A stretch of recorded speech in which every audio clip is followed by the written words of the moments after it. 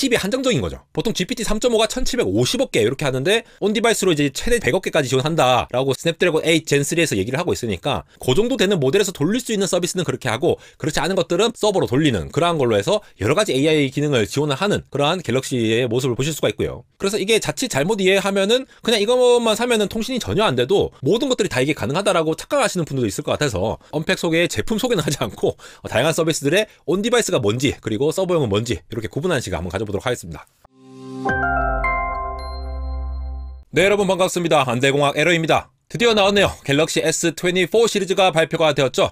갤럭시 언팩 행사를 통해서 세계 최초 AI 스마트폰이라는 이름을 걸고 많은 AI 기술을 언팩 행사 중에 공개를 했는데요. 이 중에서도 여러 가지가 강조가 되었지만 최근에 화두가 되는 키워드 온 디바이스 AI가 대체 뭐길래 그렇게 난리냐 라는 질문들을 많이 주셔가지고 이번 갤럭시 S24에 탑재된 다양한 AI 기술들 중에서 어떤 건 온 디바이스 AI인지 또 어떤 거는 아닌지, 둘의 차이는 무엇이고 앞으로 얘네들이 어떻게 흘러갈지가 분석해보는 시간 가져보도록 하겠습니다. 우선 온 디바이스 AI가 뭐냐 라고 물으신다면은 AI 종류 중에 어떤 카테고리로 나눌 수 있느냐부터 봐야겠죠. 제가 비유를 하나 들어볼게요. 예를 들어 우리가 손전등에 배터리를 넣고 불을 켤 수가 있죠. 그러면 얘는 어디든지 돌아다니면서 불을 켤 수가 있을 겁니다. 우리 집에서도 켤 수가 있고 아니면 깜깜한 산에 올라가서도 켤 수가 있고, 내가 어디에 이동하더라도 손전등만 들고 있다면은 전원키만 키면은 불을 켤 수가 있겠죠. 그런데 오른쪽에 보시는 전등들, 예쁘고 다양하고 굉장히 많은 전구들을 킬 수가 있겠지만도 쟤네들은 특정한 장소에서 전선들이 연결이 돼야 되죠. 전력이 공급되는 전선에 의해서 다 연결이 되어 있어야 되고, 그렇게 해서 전구들이 불이 켜지지 않습니까?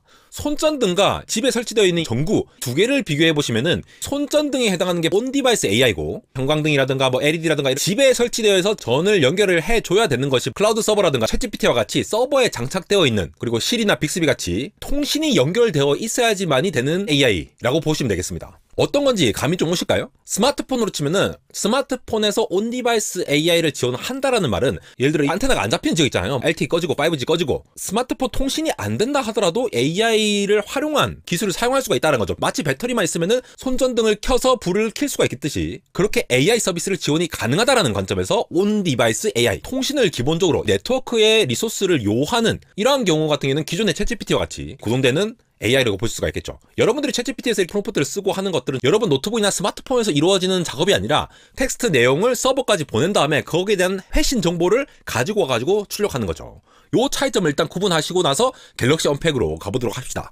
일단 이번에 갤럭시 S24 시리즈에 탑재된 AP가 두 종류죠. 엑시노스는 일반 모델에 들어갔고 최상위 울트라 모델에 스냅드래곤이 들어갔는데, 스냅드래곤 8 젠 3 같은 경우에는 오른쪽 위에 up to 10 billion 파라미터 running on device, 온 디바이로서 100억 개의 파라미터가 돌 수 있다라고 얘기를 하는 겁니다. 그러니까 LLM 모델 기준으로 100억 개의 파라미터까지 지원하는 거를 온 디바이스로 지원한다. 스마트폰에서 자체 구동이 가능하다라는 얘기를 하는 것이 되겠고요. 그래서 갤럭시 S24 시리즈에 굉장히 다양한 버전들의 AI가 들어갔는데 온 디바이스로 들어간 것도 있고 아닌 것도 있거든요. 구글의 제미나이가 들어간 것도 있습니다. 제미나이 나노 버전 보시면은 1.8빌리언이라고 돼 있죠. 나노 1이 1.8빌리언이고 3.25가 나노 2니까 10빌리언을 지원하는 스냅드래곤 같은 경우에는 충분히 지원 가능한 경량화된 모델이라고 볼 수가 있겠죠.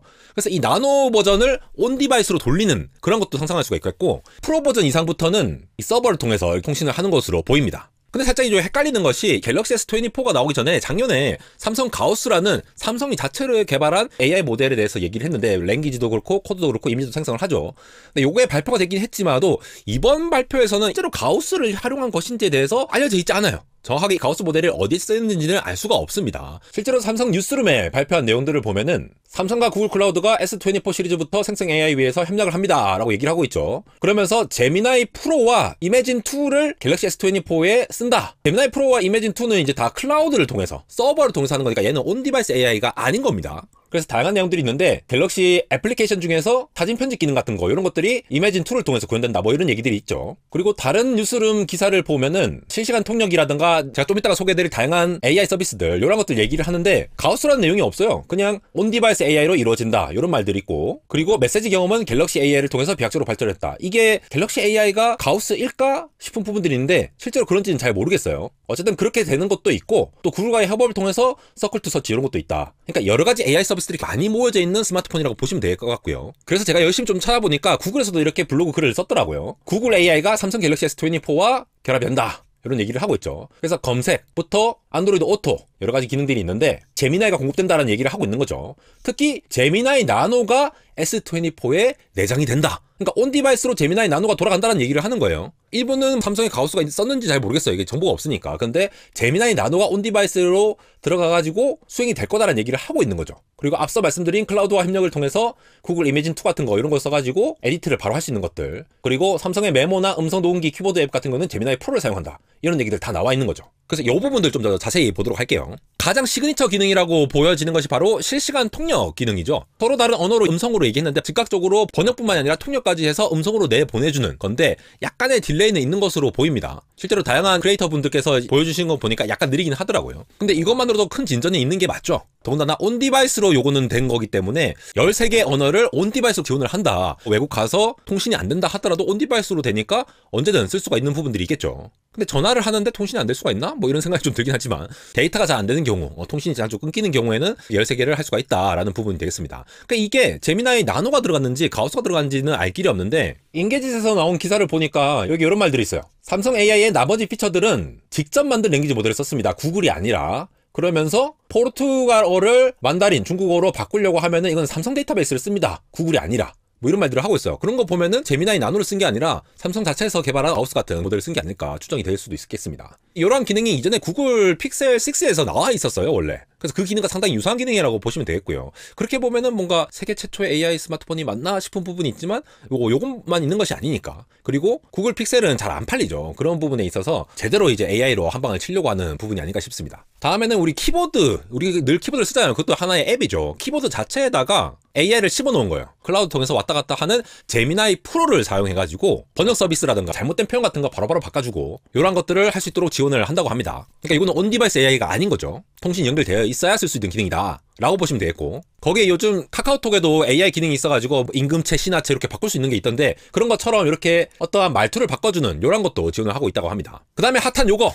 이거 동그라미만 띡 치면은 바로 검색해주는 거죠, 구글에. 이거는 이제 구글에서 서클 투 서치라는 기능으로 만들었던 건데 갤럭시 S24에 처음으로 탑재를 한 거죠. 픽셀 A 시리즈에도 탑재될 거고 구글 렌즈를 통해서 검색을 하는 기능인데, 근데 이것도 제미나이 프로를 이용한 겁니다. 그래서 갤럭시 이제 홈 버튼을 꾹 누르고 있으면은 화면상에서 내가 찾고 싶은 부분을 이렇게 동그라미를 쳐주면은 이제 찾는다라는 거죠. 그래서 저 안경 뭐지? 이렇게 찾아보면은 구글 렌즈가 저 비슷한 것들을 저렇게 추천을 해준다거나 라고 하는 것이 되겠습니다. 구글과 삼성이 협력을 하니까 이러한 결과가 나온다라는 거죠. 그리고 저렇게 아무렇게나 정리가 안 되어 있는 노트로 된 글이라고 할지라도 오토 포맷으로 적절하게 바꿔주는, 저거 진짜 편할 것 같아요. 저거는 저도 이제 챗GPT 같은 걸로 많이 쓰는데 저렇게 정리를 해주니까 저런 것도 이제 제미나이 프로가 지원하는 거죠. 제미나이 프로가 여러분 챗GPT 3.5급의 성능을 갖고 있다고 보시면 되니까 저 정도는 이제 능히 수행을 하면서 여러 가지 포맷으로 바꿔주면서 관리를 할 수 있다. 정말 스마트폰으로도 이제 저게 되니까 스마트폰을 이렇게 치기가 힘들잖아요. 그러니까 본격적으로 이제 갤럭시를 시작으로 해서 이런 것들이 많이 지원되지 않을까 기대가 되는 부분이 있습니다. 그리고 음성 녹음 기능도 많이 개선을 했는데 이것도 제미나이 프로를 사용한 거거든요. 온 디바이스 아니고요.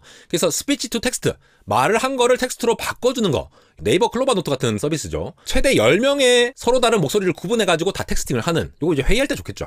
이렇게 쓸 수가 있다는 거 상당히 좋은 부분이 아닐까 싶습니다. 그리고 이러한 것들, 사진이 있을 때 특정한 거를 이제 조정을 해가지고 저 위치를 바꾼다거나 저렇게 모양을 약간 틀어도 빈 공간을 알아서 채워준다는 거예요. AI를 통해서. 그러니까 이러한 서비스도 이미진2를 통해서 훨씬 더 강력한 AI 모델을 통해서 지원을 하는 거니까 이것도 클라우드 서비스가 필요한 온디바이스 AI가 아닌 거죠. 그렇게 해서 좀 더 강력하게 구글과 협력해서 하고 있다라는 부분까지 생각하시면 되겠고요. 마지막으로 저는 요거 진짜 솔깃해 보이던데 인스턴트 슬로우모라고 하는 이름으로 기술이 나왔어요. 동영상이 있는데 저걸 딱 적용하면은 저 프레임과 프레임 사이에 추가적인 프레임을 더 넣음으로써 시간이 천천히 흐르는 슬로우 모션 효과를 바로 AI로 생성할 수 있는 그런 것으로 보시면 되겠습니다. 우리 엔비디아의 DLSS라던가 AMD의 FSR 같은 그런 거죠. 업스케일링을 하기 전에 프레임 투 프레임 사이에 보관을 하는 기법으로서 FPS를 증가시킨 데 쓰는 것이 아니라 천천히 재생하는 용도로 쓰는 걸로 보시면 되겠습니다. 네, 오늘 이렇게 갤럭시 언팩을 빈자에서 온디바이스 AI와 클라우드 서버를 활용한 AI에서 좀 구분해서 서비스를 보았는데요. 어떤 느낌 드시나요? 온디바이스 AI는